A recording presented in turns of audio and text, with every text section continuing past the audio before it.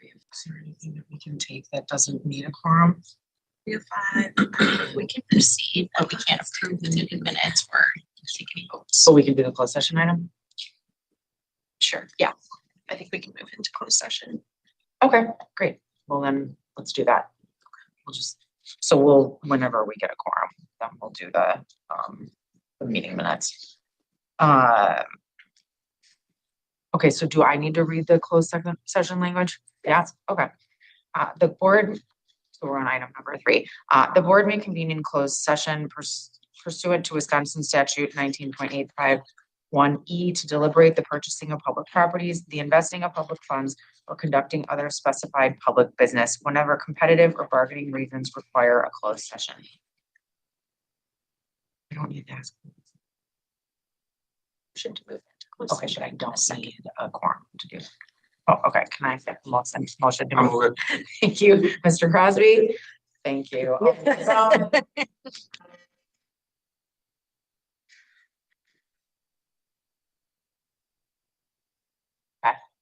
So do we need to turn off are we all set? So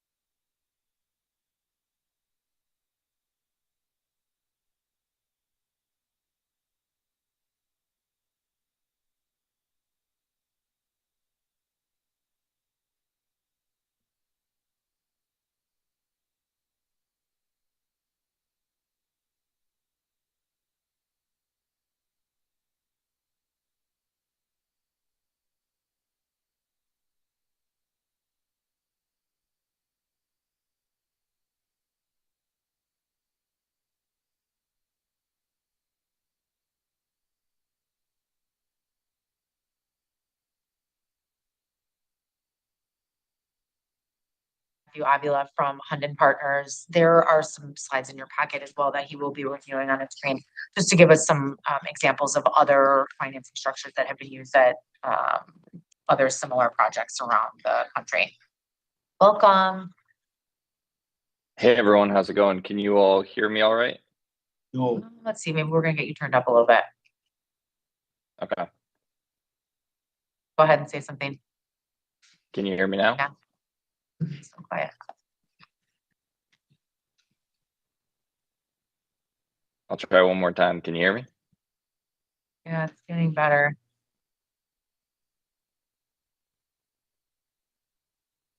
Can you guys see my screen? Yes.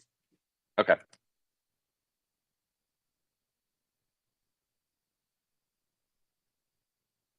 I'll keep talking and hopefully the volume is picking up on your all's end. Okay. Are you guys, Alderman Bauman and Mr. Randall, can you hear okay? yes, it could be louder. Okay. All right, go ahead. Okay. Sounds good. Well, thank you everyone for having us today. We'll run through some quick slides, and I think it's going to piggyback a little bit on the last closed session in terms of some of the conversations around taxable, tax-exempt bonds, as well as some financing structures for some of these other hotel projects across the country, as well as some implications that we have related to a potential project here. So feel free to jump in, ask questions wherever it makes most sense. We've provided quite a few examples of other projects, ones that have been developed and ones that are currently under development. And we just wanted to provide some high-level overview on how these projects get done, as well as the current environment that we sit in today with financing these large projects. So we're all very aware, and this slide kind of walks through at a high level the support that's needed to build these large convention headquarters hotels. And I'll call out that due to the size, scale, and level of amenities, there's a significantly high cost for these projects, which requires or typically funding gap, which can't be closed privately.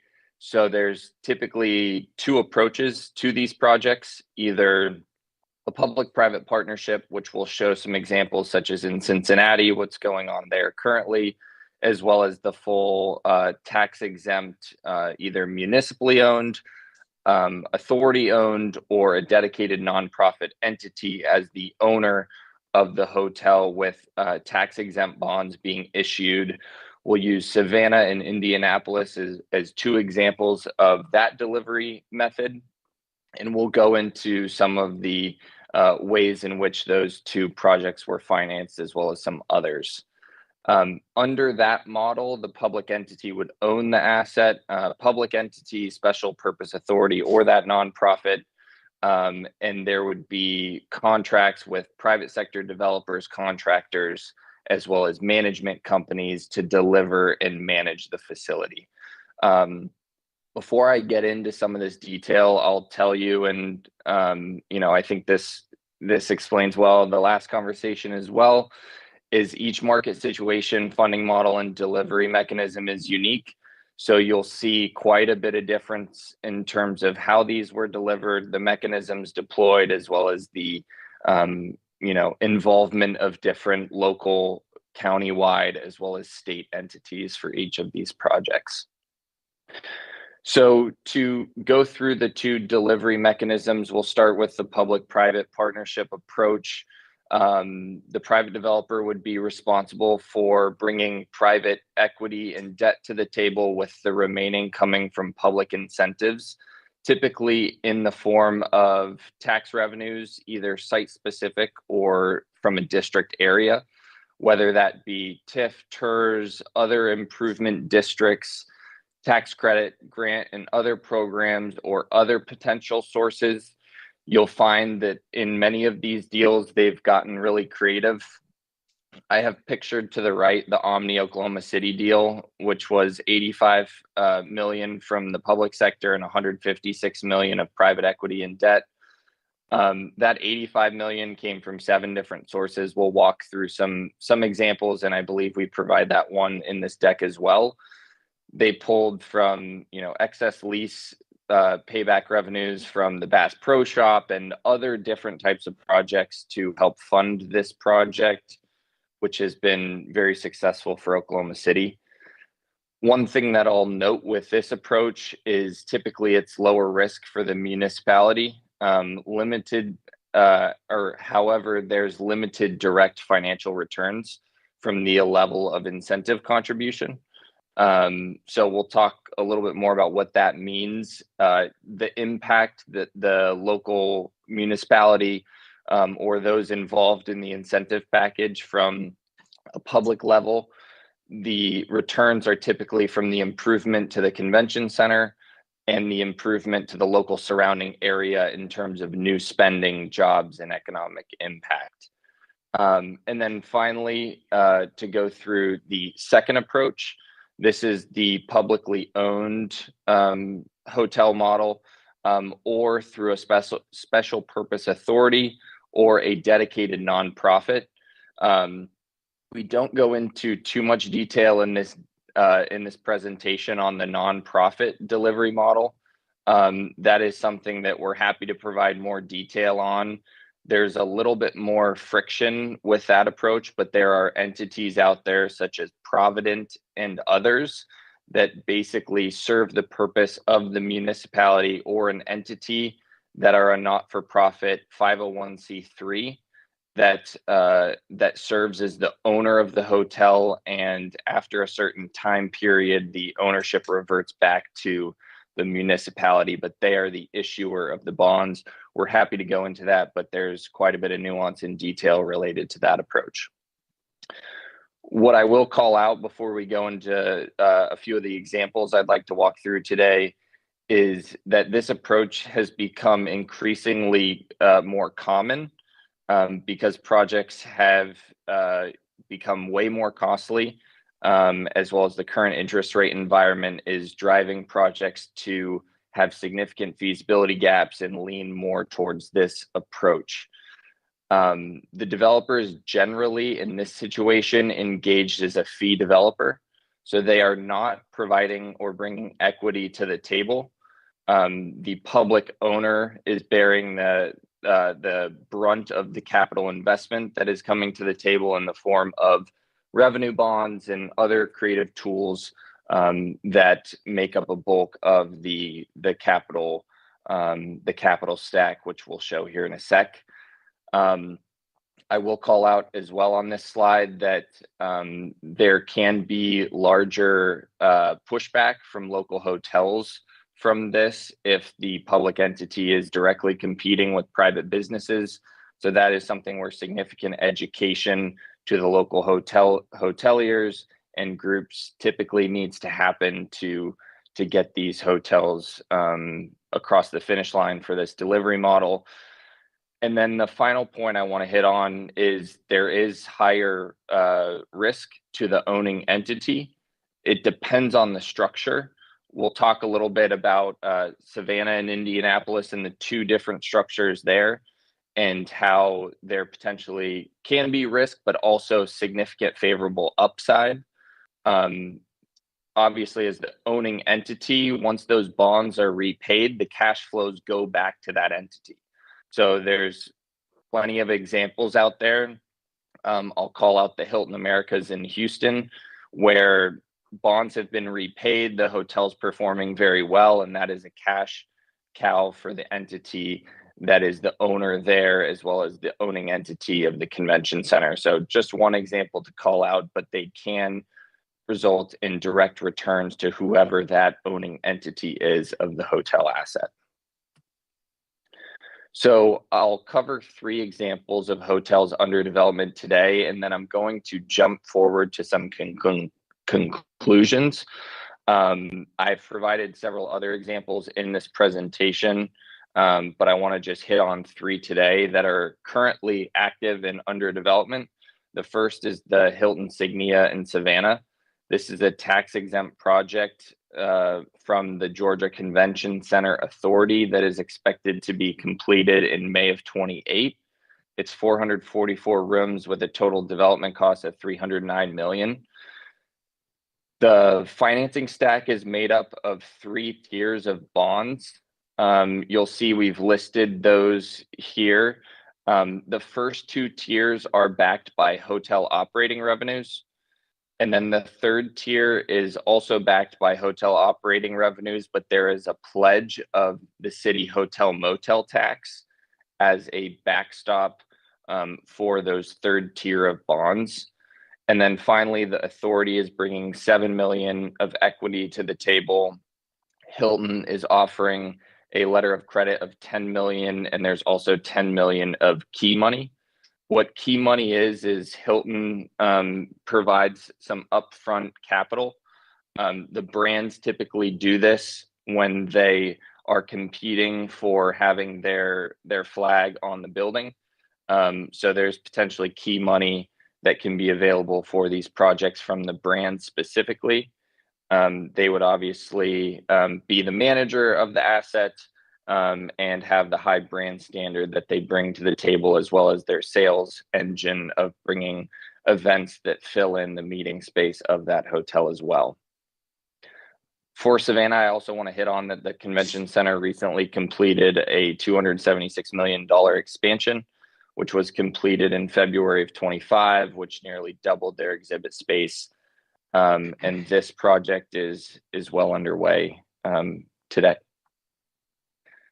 The next to go through a different model is the public-private approach that's currently underway in Cincinnati for their Marriott, serving the Duke Energy Center there.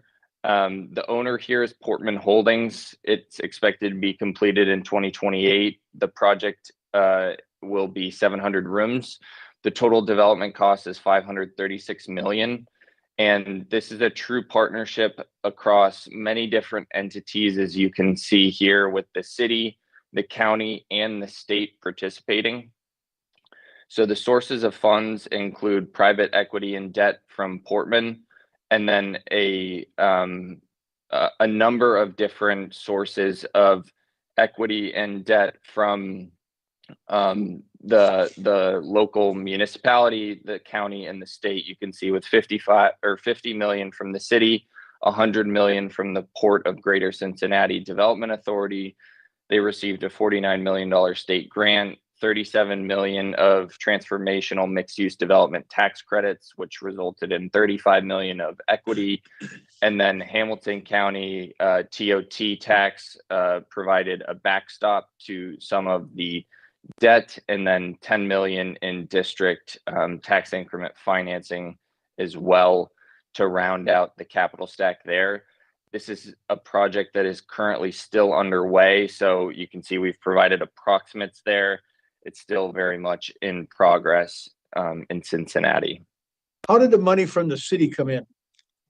As a direct loan, exactly how did the money from the city come in?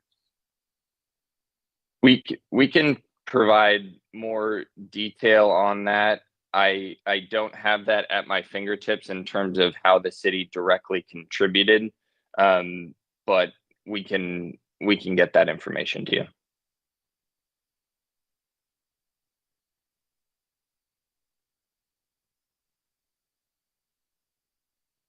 To go to the last example before I jump forward to the conclusions and then answer any questions is the Indianapolis Signia, which was a tax exempt project. You can see in the right picture is currently under construction with that tower going up. The owner is the City of Indianapolis Capital Improvement Board. It's expected to be completed later this year with over 800 rooms. The total cost is $571 million, and this one is completely funded through hotel revenue bonds from the public sector. And then Hilton is contributing approximately $40 million towards construction above that public contribution. So slightly different in terms of the Savannah deal.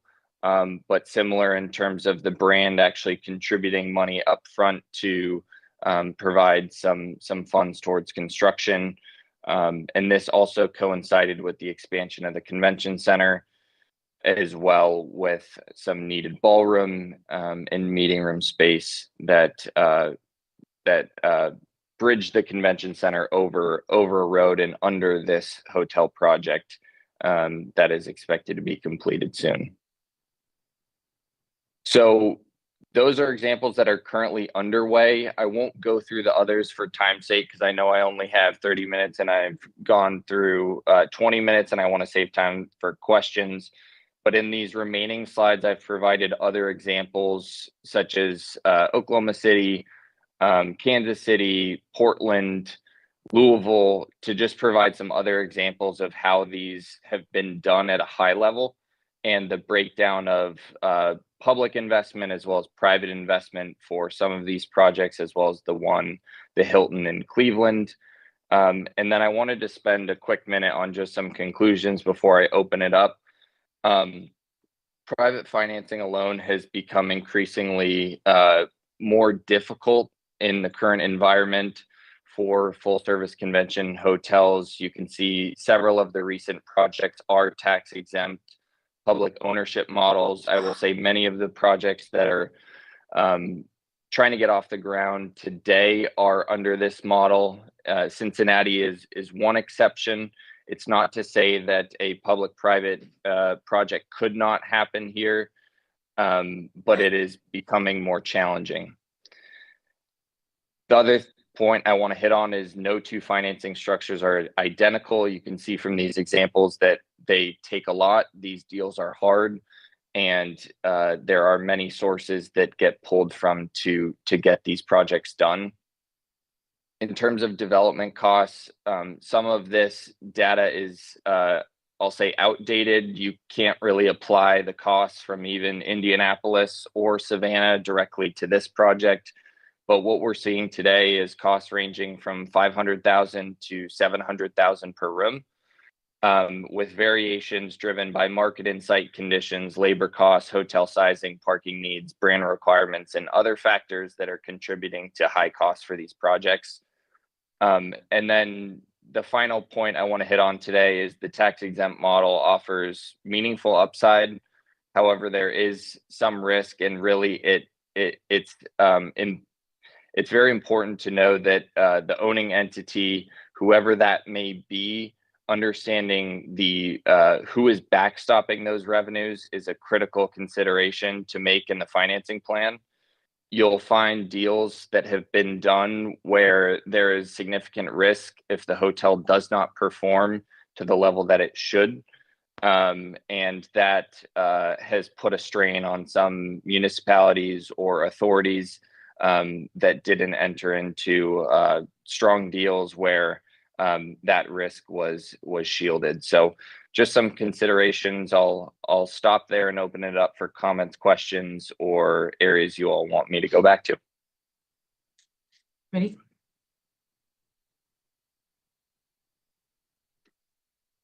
Any questions? I have one, Madam Chair. Mr. Randall? You referenced challenges several times.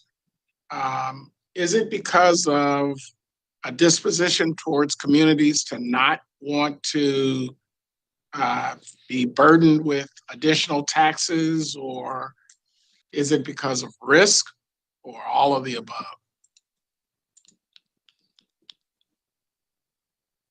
I would say that the challenges typically come from the balance of, one, we're in an environment where costs are high, interest rates are still high. So, and also in certain hotel markets, rate and occupancy is not as strong as it is in certain other markets. So when we look at, and the last piece I'll say there before I finish my point is, staffing and labor has become more expensive as well. So the cash flows from hotel operations, even for large hotels such as this, have become slimmer. So what results is with a large hotel, the margins are typically in the 26 to 31% range in terms of your net operating income margins. So that just makes it increasingly more challenging to finance such a large project. So I would say the biggest challenge that and what I've gone through today is just putting together the sources of funding for a project this large. It can be done, but obviously evident from these examples, but they're just challenging projects to get done, but they reap significant rewards in terms of performance of the broader convention district, as well as if they perform well, which many of these do, that owning entity can reap the rewards of positive cash flows after debt service, as evident in Houston and other markets. Thank you. Great. Any other questions? Okay, well, thank you, Mr. Avila. Yep, thank you so much, and I will get back to you on that public piece, Bob, on the I believe it was the Cincinnati deal in terms of where the city funding came from. So I will get some information back to you on that, and if there's any other questions on other deals shown, I'm happy to dig in and provide more information. So Thank you Thanks, so Matt. much. thanks, everyone. Bye. Okay, our next presenter is scheduled to be here at 9:30. Curious, is London's participation covered by their previously billed amount, or they're still running the meter? They're not still running the meter. You're not.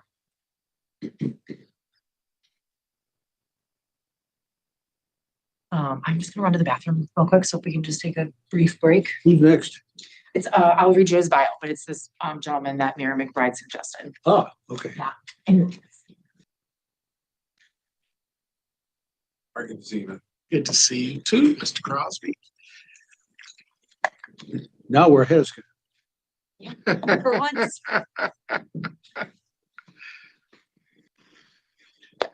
came back here to this nasty weather. Where were you? To see, Oh, yeah? Nice 80 degrees, Is the cherry sunshine. blossoms blooming yet? Huh? The cherry blossoms? They were on the tail end of Ooh. blooming.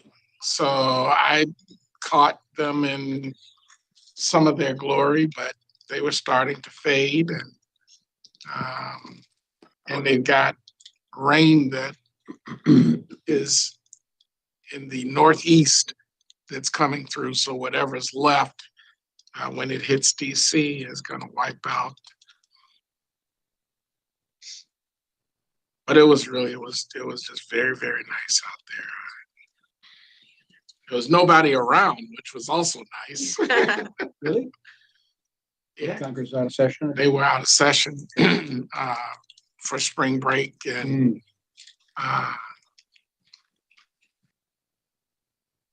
so they basically had staff around.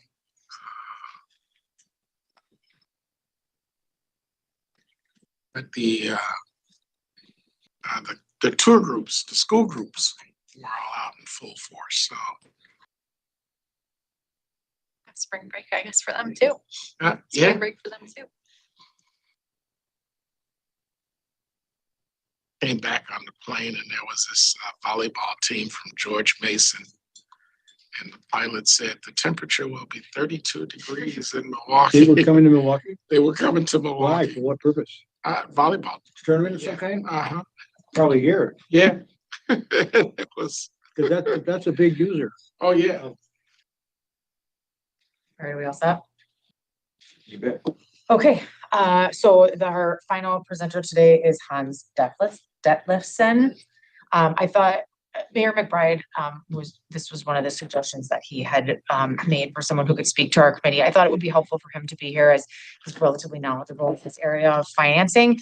And I think as a third party who doesn't really have any, any interest in this, I thought it would be helpful to get his perspective on it. So please feel free to ask lots of questions. He is going to, give us a brief sort of presentation.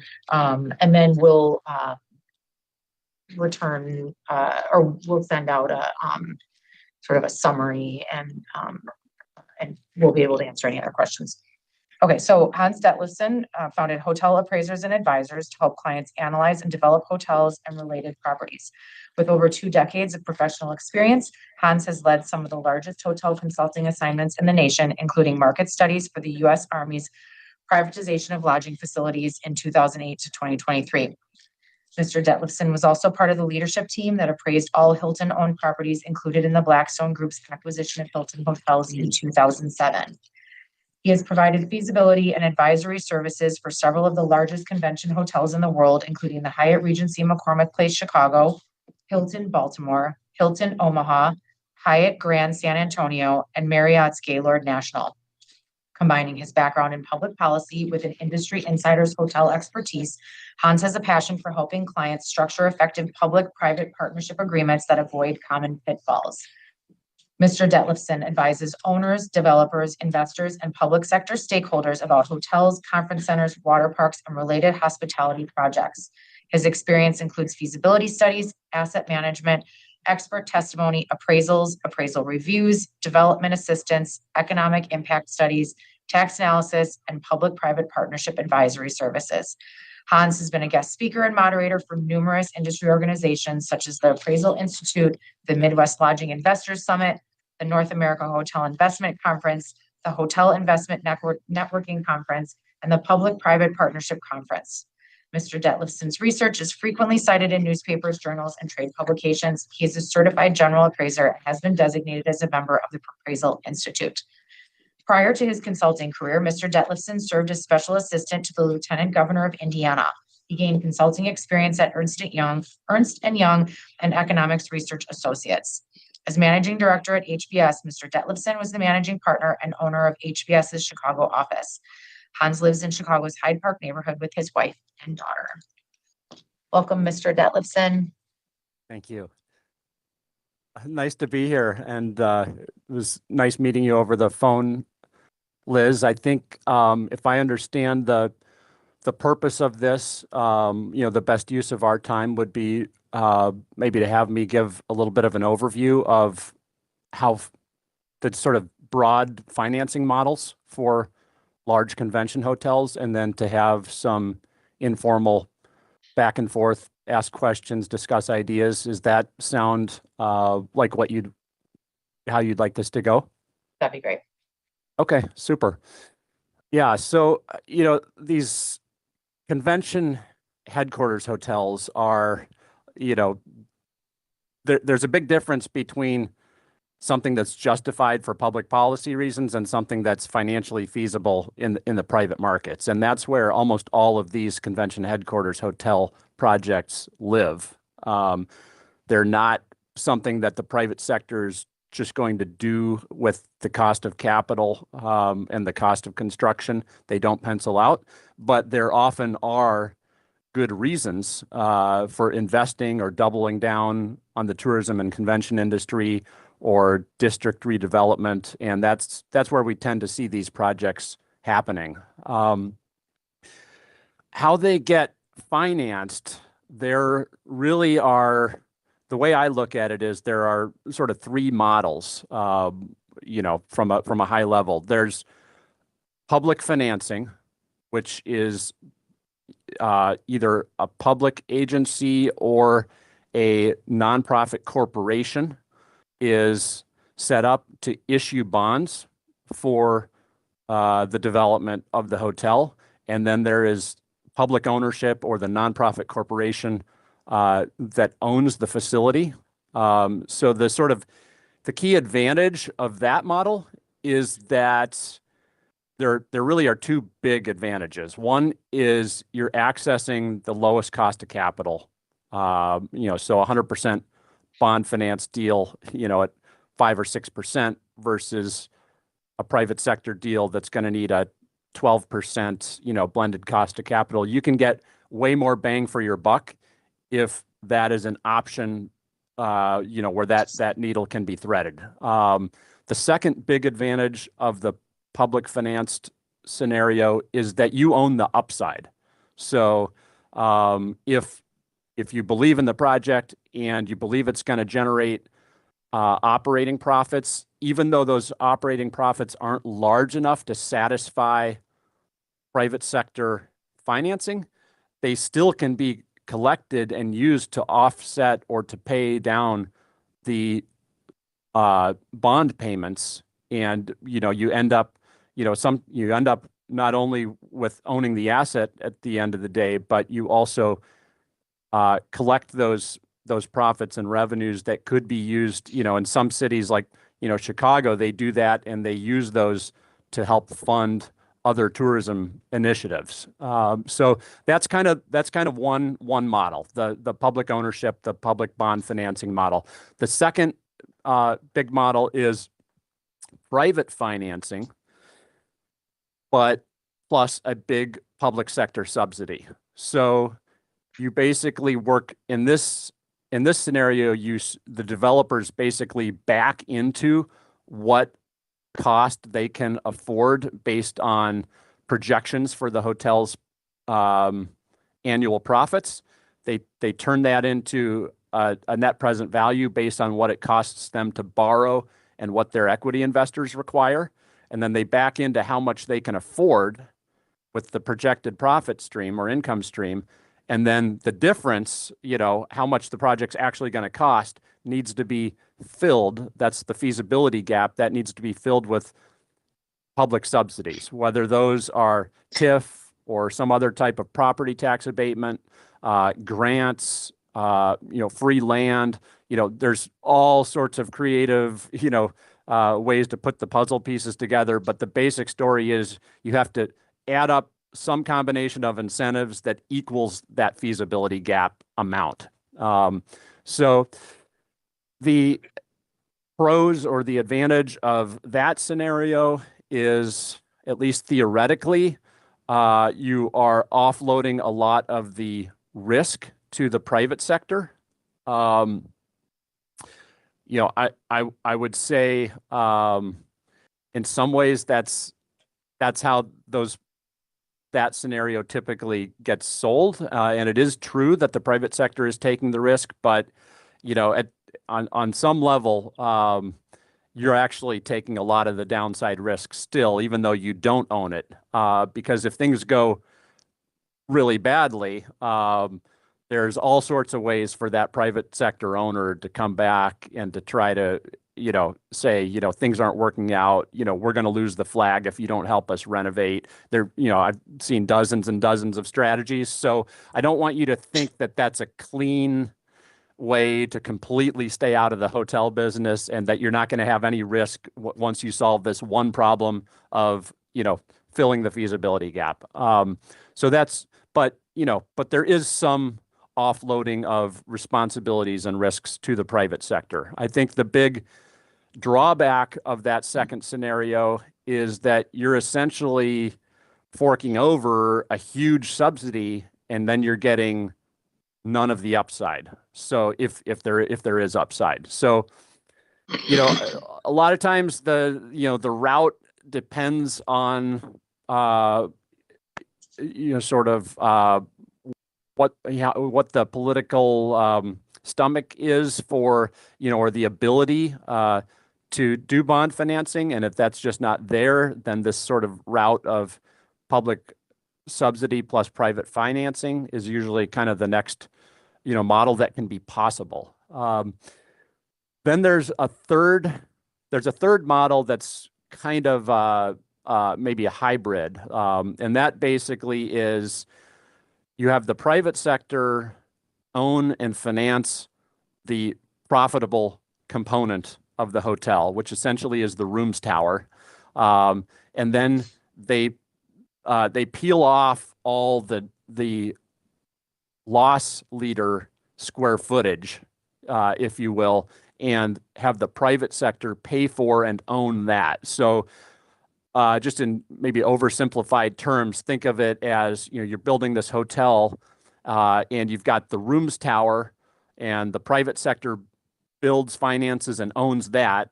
But then you've also got some meeting space, you've got a parking garage, you might have some other types of spaces, and you have the public sector basically build and finance those and own those. So that's a scenario that we have seen some developers replicate around the country, often more in sort of secondary and tertiary markets. There used to be a developer named John Q. Hammonds, and that was really his go-to model. He would go around the country, like the I think Hammonds. Yeah.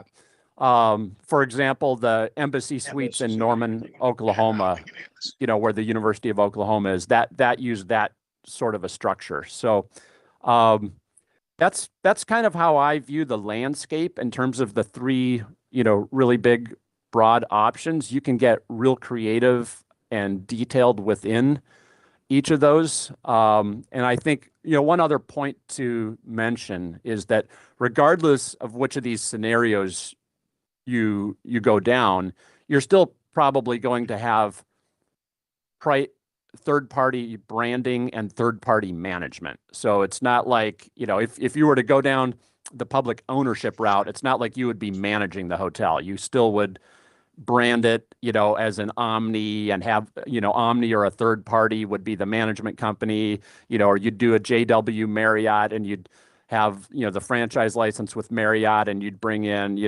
White Lodging to be the management company. Or you'd have Marriott as the management company, or Hyatt, whatever brand you end up sort of working with. You could either have it be brand managed or third party managed, and then you would have it, national branding. And so those would be the same in all three of these buckets. You would have, day-to-day operations would be a professional third party. So I don't know if that gives enough of an overview, but that's kind of how I view from a high level the options for, financing convention headquarters hotel deals. And happy to answer questions or dig a little bit deeper. As Liz mentioned, after this call, I'll put some of these points together in a brief, 2 or 3 page memo and circulate that as well, just to sort of have something on paper for you. As a general matter, how have you found other for-profit private enterprise hotels react to the construction of publicly financed large convention hotels? How has that worked in other cities? What has been the pushback? What has been the consequence? How has the room rates been affected? How has the occupancy rates been affected? What's been your general observation? That's a great question. The short answer is negatively. So basically, hotel owners do not want any form of new supply, whether it's private, public, whatever new supply is coming, they don't want it.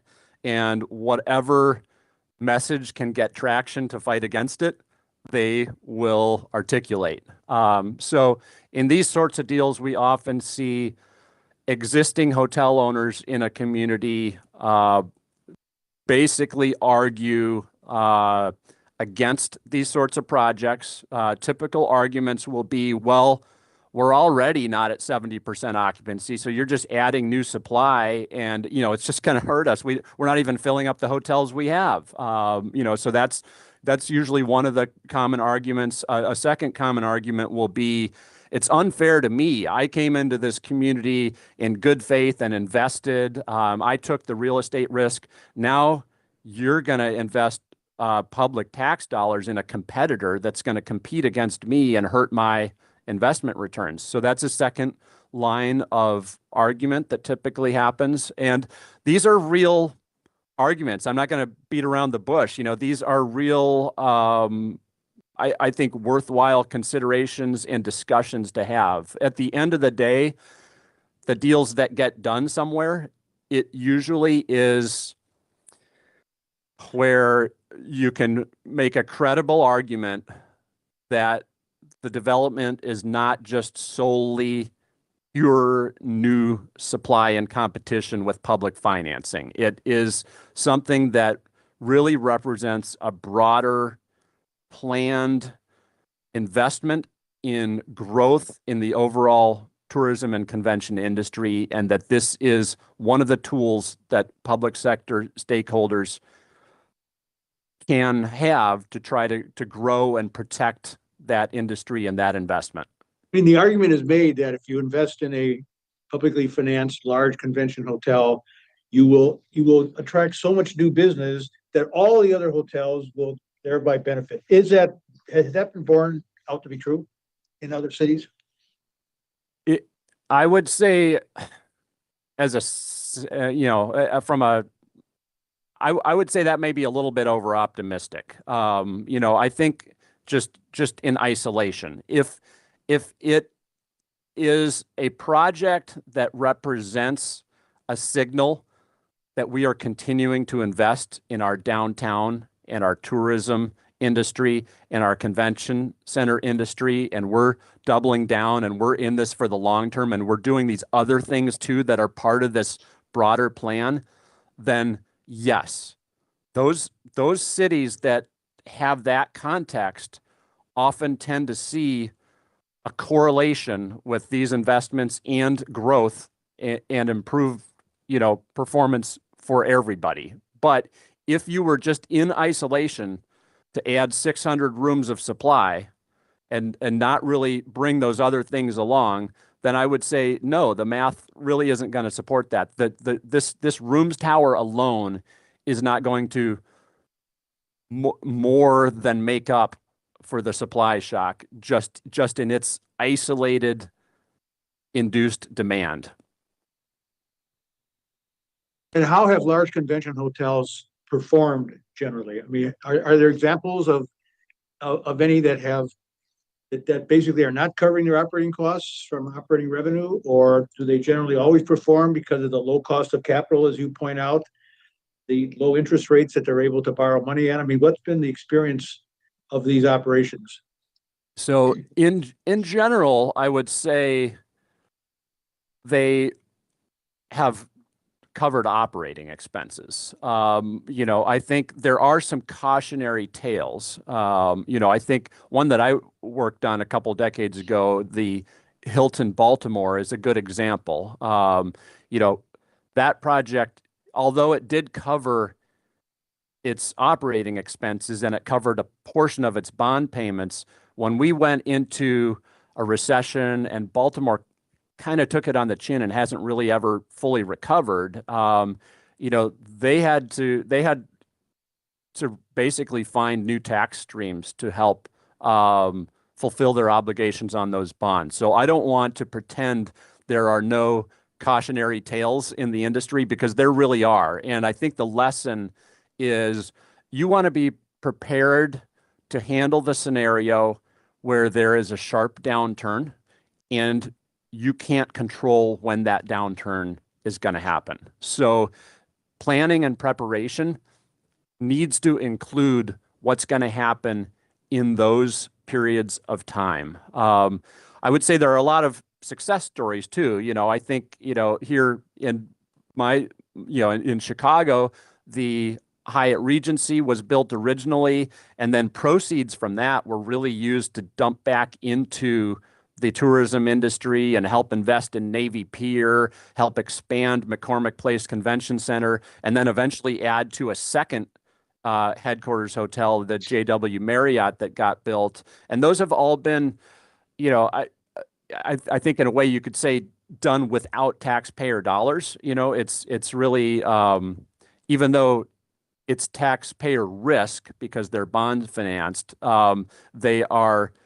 the source of payment really is the properties and themselves. So there's other examples. The Grand Hyatt in San Antonio, I think, is a good example where that property generated profits and paid its bond payments, and then they ended up basically they ended up refinancing it at some point through structured takeover from the city to a private nonprofit entity that was formed specifically to take over this project. I think the Hilton Omaha is another good example of a success story.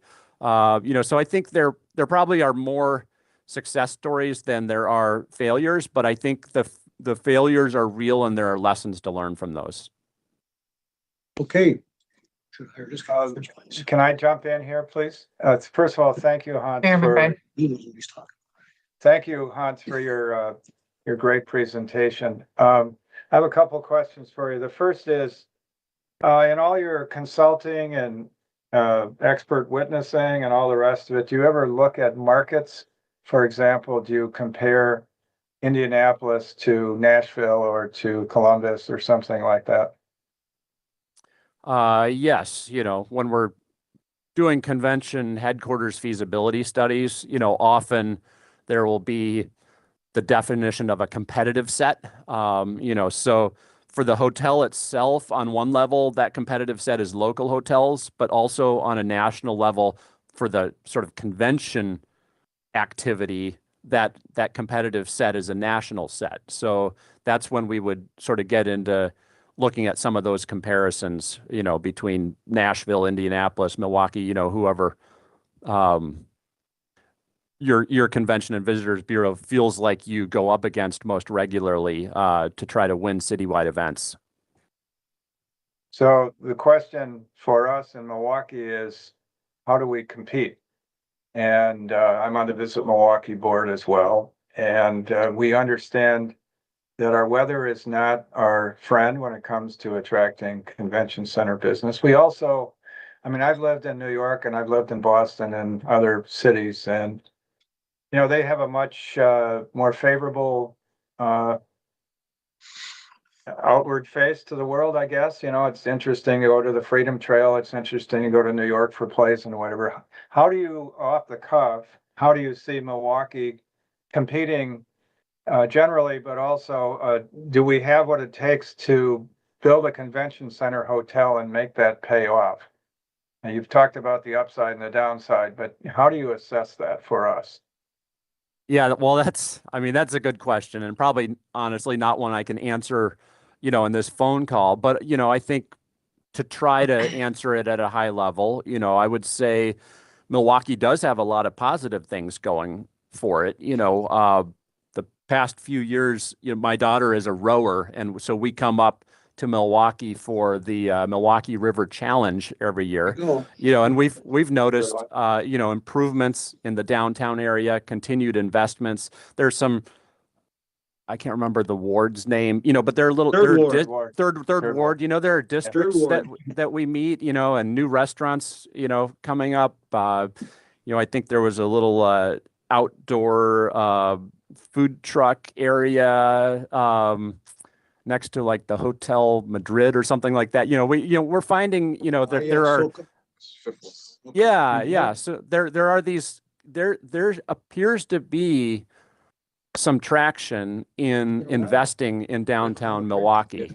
So I would say, leveraging these things, trying to have a little bit of a broad tourism growth and downtown investment planning needs to be part of what would help Milwaukee succeed with a convention headquarters hotel deal. If this were just a deal in isolation, and this is going to be our one big investment, then I would say, that's a tougher thing to have just a new hotel be the answer to all, any problems, and to say now we're really going to get the big citywide events. Because what I notice, is that there's a constant, back and forth. This is not something that ends. It needs to be something where you're in this for the long run, because if you build another 600-room convention headquarters hotel, that's going to be great.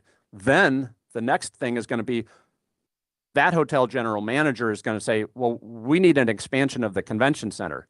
So this isn't something that stops with one investment. It's something that needs to have a long-term growth and continued momentum. And some of that is reinvestment in the convention center. Some of that is, investment in the hotel landscape that you can offer. And this is one big way to control that landscape. And some of it is just downtown, you know, retail, entertainment, planning, physical connections, outdoor activities, playing to some of your strengths, river walks, are there sports events that we can attract with our existing infrastructure, the programming, so, I'm sure you know all this better than I do, but I think the point I'm trying to make is that when these projects are done in isolation, it's much harder for them to be the success story that gets you over the hump. When they are part of a longer term commitment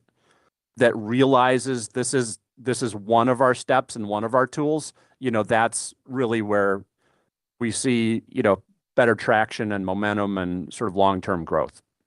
So if I could distill all this down to a couple of words, what you're saying is this is a worthwhile discussion for Milwaukee to be having. It's not pie in the sky. Yeah, I think that's right. All right. The other thing you just kind of alluded to is the arms race. Are we in an arms race, and will we ever get out of it? It sounds like whatever we do, we will always be in the arms race. Is that right? Yeah, I think that's in some ways that's true. Another way to think of it is it's just a highly competitive industry. Tourism has real impacts, and lots of people want those impacts in their community. So, to the extent that there are a large number of communities with resources and the desire to attract those impacts, it's going to be a competitive market, a competitive industry. And you can't stop. You have to be continually improving if you want to play in that industry. My final question is, you alluded to bad timing. You talked about bad timing or whatever. There's a downturn. You talked about Baltimore, for example. We had a situation in Wauwatosa. I'm the mayor of a Milwaukee suburb, Wauwatosa, with a lot of hotels, which is why I sit on this board. We had a hotel open up, and it was supported by tax incremental financing. It opened up just when the pandemic hit, and the timing couldn't have been worse. And it's been a struggle ever since. They meet their operating costs now and all that, but because of that bad timing, it's been a struggle to make the TIF financing work out and all that. I am concerned that with the war that's going on right now and some other bad economic decisions by our administration, we could be heading into a recession. What is what sort of lead up time? How long did it, if we were to decide today to do a convention center hotel and the city of Milwaukee had the money for it and we figured everything out, how long does this all take? And would we, if the recession lasted for a year and a half, would we be opening up in a more favorable time? I don't know. Can you prognosticate at all on any of that? Yeah, I mean, I think a super, super aggressive timeline, if you had all your ducks in a row, just to design and build the hotel itself is going to be 2 years or longer. But in reality, I mean, this is probably more like a 4 or 5 year sort of timeline because I have never seen a community say, we are ready to issue bonds, on day one where they're having this conversation. Usually that is sort of a complex consensus building process, and you're going back and forth. You're getting preliminary cost estimates. You're getting some preliminary design work done. You're getting some feasibility consulting. You're tweaking concepts. You're having soft conversations with brands and management companies. That sort of planning process really can take a couple of years, before you really put the shovel in the ground, and then you've probably got a couple of years after that before you're opening. So my final thought, and I'll shut up then, is what we're talking about here is maybe a 4 to 5 year estimate at best in terms of how long it would take, and we can't prognosticate out that far to know what the economics of what the economy is going to look like at that point. Yeah, I mean, I think that's really the truth. To some extent, if you can get your construction bids, if you get construction bids during a recession and then have your grand opening when you're coming out of the recession, that's really good timing. But it's to try to tee that all up and time that is probably not realistic to think you can do that perfectly. But sort of general thinking is if you can be getting your construction bids during a downturn and getting your opening during an upswing, that's ideal. So as my favorite philosopher, Yogi Berra, said, it's hard to make predictions, especially about the future. So I'll leave it at that. Thank you. That's true. Good questions. All right, committee, any other questions? This last question, maybe kind of general for Hans. Whom have you seen in the last, few projects like this act as like the spearhead of these types of initiatives? Has it come from the development arm of the city or the convention and visitors bureaus, or even the convention center districts, or has kind of private sector seen a opportunity and kind of corral these different groups together to figure out a plan to get a convention hotel together? Whom have you seen at the tip of the spear for these types of initiatives? So a lot of times it'll be like a very small task force where it might be a convention and visitors bureau president and somebody in city finance and somebody in economic development, or a nonprofit tourism entity that understands the financing sort of levers and bond financing capacities. So I think recently working in Richmond, Virginia, they had the president of their regional tourism body sort of quarterback it, but they had somebody from the Richmond Development Corporation and somebody from the city's finance office, basically sort of a 3-person team. So we've seen whether that quarterback is a city employee, a development corporation, or tourism agency. Often there's sort of a collaboration with those components. And then we've also seen this driven more from the private sector, where you basically have a developer trying to get you to go down path 2, where they're gonna put together a deal, they're gonna design it, and then ask you for the subsidies, and they sort of walk you through it the way they want it to unfold. So I've seen it go down those paths most frequently, if that helps. It was helpful. Thank you. Okay, great. Any other questions? Well, thank you so much for joining us, Mr. Dellefson. This was really helpful. Yeah, thank you. I'll close out now, but nice meeting you, and I'll follow up with you, Liz. Thank you. Okay, What's your favorite hotel in the United States? You've seen them all, presumably. My favorite hotel in the United States? Oh, wow, man. I don't have an answer ready for that, but I probably should. Yeah. So, yeah, there is a Hilton that is part of a state park down in Alabama shores, and it just opens up onto the beach, but it's also part of a state park that has a lot of hiking trails, and I have to say that was one of the most enjoyable stays that my family and I have ever been on. So You got to be fun traveling to hotels. You take a magnifying glass wherever you go. Yeah. Well, yeah. It used to be, fun, when my daughter was younger, it was sort of an exciting thing. Now it's more like, I have to go on my own. They don't want to come along all the time. So, but yeah. All right. Take care. All right, Thanks, thank everyone. you. Bye. Bye.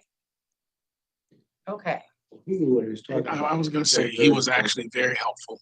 Should have Good. hired him in the I'm first glad. place. And I thought, Grady, your question, that was one of the things that was ruminating in my mind as to whether these projects have been led by or kind of brought to the surface by some existing local group, or if there's been. Well, I think that's what groups the that- management's concept is here. The Wisconsin Center District will be the tip of the spear. Yeah, that's. And that's fine. I think at our next meeting, if I may ask, that we get a presentation. I think management has had a plan all along as to how they intend to finance this. Probably using Wisconsin Center District Bonding Authority, assuming they have enough bonding capacity left. And that's why I suspect we've been doing these defeasances and other transactions to increase bond capacity. I mean, I think they've had a plan all along as to how they can build a $500 million hotel, and that they'll use one of these models. It'll be a straight public finance deal. Wisconsin Center District would own it. They'll third party it. They'll third party a brand. They'll third party a management company. And I think they've had the plan all along, frankly. I think the only issue is location. You say Well- they, like you're not a part of this. Right. I'm unaware of that plan, but I can speculate as to what that plan would be. If I were the CEO, I can map a path using existing bonding authority, assuming it's legal under the definition of exposition center, because I'm not as convinced as our attorneys are that that's a clear case. And I think that's going to be a significant point of pushback, but statutes can be amended. So we can obviously go to the legislature and ask for an amendment, even ask for an increase in our taxing ability if we don't have bonding capacity. The real question here is location, A, and B, what amount of adverse impact on the hotel industry are we willing to tolerate? Because I think it's fair to say there. If I can, I'm sorry, as counsel for the district, I have to correct you in that I would know, and there is no plan by management in terms of a financing arrangement. You may speculate, but that just isn't true. So I don't want to get, I I don't want to that's get not a into a back negative. and I would hope listen, there is a let me plan. just say something. I don't want to get into a back and forth about this right now. I think that, we do need to, I was hoping to mention what I kind of see as our next steps for our final meeting. But first of all, we need to One approve. left. I know, we're gonna, Yeah, bring Hans back to the next meeting. it's been a real significant part of my life for the past few months. So but I would like to make sure that we approve these meetings before I forget, or these the minutes. So thank you. Second. Thank you. All those in favor? Aye. Aye, great. Okay, so for the final meeting, I think we just have to have a discussion about where we're gonna go. I mean, we were given our original charter that I think we all agreed on about what the purpose of this committee is, and I think that will inform what the presentation looks like that we're gonna give to the board in May. If there is anyone that I guess you would like to hear from, we can bring them back on that day, but I Yeah, the was bond, really hoping that we could just look at that charter, answer those questions, and I'd know, be interested in hearing that would from be- the that Baird, we the would Baird call it a people. And their assessment, at what point would the Wisconsin Center District be in a position, given our current debt load, to finance a $500 million hotel? At what point would be in a position to use existing tools, assuming no amendments to state statute, no increase in taxes? At what point would we be in a position to absorb an additional $500 million of debt to build because that's the only way I mean, the city has no tools to play at this level. It just doesn't. So this is going to be publicly financed or not financed. And we should explore what is our capacity to do that. At this point, given current tax rates, given current debt load. And I think Baird can answer that because they're the ones that handle the financing. I'm not sure the lawyers can answer that, but our finance experts can probably answer that. So you want to hear from the financiers? Because I have a sneaking suspicion they will opine that we will have that capacity sometime around 2029, 2030, which just happens to be when all the leases expire on all these other facilities. we're not gonna listen. We're not gonna look for collusion between all No of these collusion. groups. I would like to think that's town planning, actually. Okay, Can I ask a question, please? yes, Mayor McBride. Bob, are you saying that the city has no ability to kick in any financing or politically it would be too difficult, or a combination of the above? I think What, at the size of, at the scale of the cost we're talking, number one, any project would have to be taxable.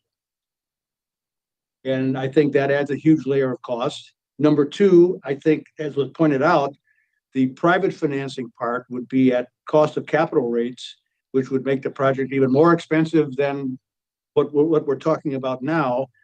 And unless we could, I mean, it would have to be financially feasible from a tax incremental financing standpoint. There would have to be the assessed value increment that would support the financing. It's not out of the question, but I think it's a far cleaner and far more direct to use the direct public ownership model.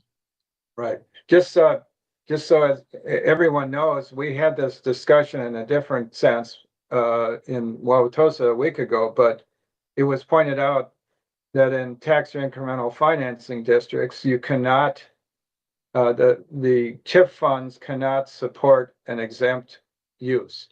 Right. Yeah, You can have exactly. an exempt, you can have an exempt use in the district, but the funds cannot be used. For example, the question was, well, can we support the school district in any way in, renovating a building or building a new school? And the answer is no.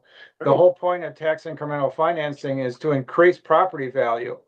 Exactly. So it would defeat the purpose of TIF financing to have an exempt use be supported by that, or be the sole purpose of the tax incremental district. So, And I might add, we've had an RFP on the street for the last decade to develop a hotel at yes, 4th and Wisconsin, and there's no takers. And we've always indicated, yeah, there certainly could be city participation on that, but it would have to be taxable and would therefore be private. And there's just no takers, given the current state of the market in terms of the hotel industry, and now the cost of construction and the cost of financing. I think the city's been begging for a hotel across the street on Wisconsin Avenue for at least 40 years, if Yes. I remember correctly. Yes. That's about right. Yes. Yes. All right. So are we all interested in hearing from the financer? Yeah, I would love to hear from Okay, Yes. all right, so we can try to work that out, and then I would like to keep that to a small section of the final meeting so that we can have a discussion. And I guess if there's anything else that comes up before then, please just send an email. How do you spell Hans's last name? DET DET LEFESEN. SEN. Mhm. That- Yeah, yeah, Okay. that's it. And then all of the papers from today, including the presentation from Hunden, were emailed to you all. These. So yes, these, and then additionally those slides. So you should have everything. Is Hans a one-person operation? I mean, he's his own consulting firm? How did we get a hold of him? It was Dennis McBride, someone from Thank you very Wauwatosa much. We recommended actually him. heard from someone who knew what they were talking about. I talked to my development director, who spent most of his career in the private sector, and he recommended Hans. So I will take the credit, but it really belongs to Mark Hammond. Well, thank you. Yeah. Okay, so I will entertain a motion to adjourn. So moved. Second. Thank you. All in favor? Aye. Great. We have a And thank you, everybody on Teams. Yeah, do we have a date? Yeah.